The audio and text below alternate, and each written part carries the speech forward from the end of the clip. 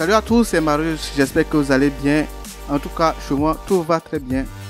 Bienvenue sur ma chaîne pour une nouvelle vidéo. Aujourd'hui, on parle du Redmi 8A. Dans cette vidéo, je vous dis tout sur ce petit téléphone qui m'a tant fasciné en cette fin d'année. Pour commencer, sachez que la série A de Redmi ne m'a jamais intéressé que ce soit.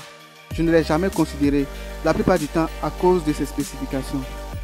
Cependant, le dernier modèle de la gamme sorti cette année m'a beaucoup convaincu. D'abord, il garde pratiquement le même prix que le Redmi 7A sorti l'année dernière. Il vient en dessous des 65 000 francs CFA, un prix qui va à coup sûr descendre avec le temps. À ce prix, vous gagnez un téléphone équipé du processeur Snapdragon 425, vous gagnez 2 Go de RAM et 32 Go de stockage. L'écran aborde une protection Gorilla Glass 5 du jamais vu à ce prix et un port USB-C qui est aussi rare à ce prix. Comme vous le remarquez, ce téléphone a attiré mon attention en embarquant des fonctionnalités de flagship tout en restant un entrée de gamme solide. Si vous aimez ce type de contenu, n'hésitez pas à vous abonner et à cliquer sur la cloche pour ne pas rater mes prochaines vidéos. Le Redmi 8A présente un design minimaliste aux normes de 2019 avec une encoche en forme de goutte d'eau. Il offre de petits rayures au dos qui sont agréables au toucher. Il a des bordures supérieures et inférieures aplaties uniques en son genre. Cela m'a permis de pouvoir déposer le téléphone de manière verticale sans soutien arrière en faisant cette vidéo. Il offre 3 colorations dont le bleu que je tiens en main. On a aussi le noir et un joli dégradé de rouge orangé. En ce qui concerne la construction, il est solide. Il est entièrement composé de plastique au dos qui recouvre les bordures. La présence du Gorilla Glass 5 indique que le téléphone est très résistant au choc, donc n'ayez pas de crainte après de grandes chutes. En termes de I/O, on a le port de double carte SIM plus la carte mémoire sur la gauche, les boutons d'allumage et le volume sur la droite. Au bas, on a la prise jack, le port USB-C et le haut-parleur. Au-dessus, on a un connecteur infrarouge pour la fonctionnalité de télécommande universelle. L'écran fait 6,2 pouces, plus grand que mon Mi A2 que j'utilise pour filmer cette vidéo, mais embarque une résolution plus petite que ce dernier à 720 x 1520 au ratio 19:9.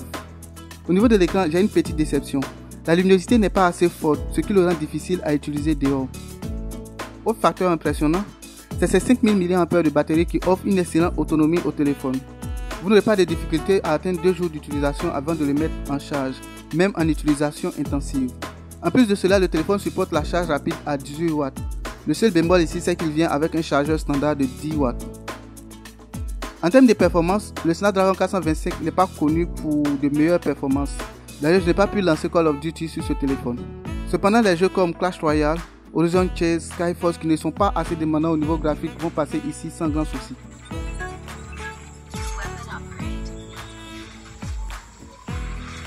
En termes de OS, le téléphone est livré avec Android 9 avec MIUI 10 comme surcouche. Au cours de mon utilisation, j'ai connu une mise à jour vers MIUI 11, ce qui prouve que Xiaomi garde un œil précieux sur ce téléphone. Xiaomi a bien optimisé MIUI pour le 8A. L'interface répond bien aux différentes interactions et l'utilisation ne crée pas de pause inopinée, donc pas de frustration ici. Cependant, je n'aime pas l'interface d'accueil style iPhone de MIUI. Toutes les applications sont disponibles sur la page d'accueil. Pas de menu d'application. J'ai donc dû installer Poco Launcher pour avoir une interface familière. J'ai aussi installé Pixel Icon Pack pour me débarrasser des icônes carrées. Une chose que certaines personnes ne vont pas du tout aimer, c'est l'absence de lecteur d'empreintes digitales. Mais cette absence est facilement compensée par la reconnaissance faciale et les systèmes de déverrouillage classiques. En termes de photographie, le Redmi 8A présente un seul capteur de 12 mégapixels fourni par Sony. C'est le même capteur présent sur le Pocophone F1 de l'année dernière. Et vous serez certainement satisfait par la qualité des photos prises. Depuis un certain temps, Xiaomi fait des merveilles au niveau de la photographie. Et ce téléphone tire bien parti de son traitement d'image. Il a cependant de petits défauts que ça et là que j'ai notés. Sur certaines photos, la caméra est incapable de reproduire fidèlement mon teint. Et dans certaines circonstances, on rencontre un changement de tonalité de l'image, même quand elle est prise dans la même position avec la même condition d'éclairage. Mais on ne va pas blâmer la caméra, mais le processeur qui n'est pas optimisé pour la photographie. Les images prises dans la journée sont pour la plupart ok, bien exposées et nettes. La nuit et en faible éclairage, on a affaire à un autre scénario. Les images sont remplies de grains et parfois sont imprenables. Encore une fois, le processeur ne tire pas profit de ce capteur qui fait des merveilles sur le Pocophone F1. À l'avant, on a affaire à 8 mégapixels qui prend des images satisfaisantes. Alors, à qui ce téléphone? Le Redmi 8A est à ceux qui sont en quête de leur premier smartphone mais qui ne veulent pas beaucoup dépenser. Vous pouvez donc l'acheter pour rester en contact avec vos proches et les choses que vous aimez sur les réseaux sociaux.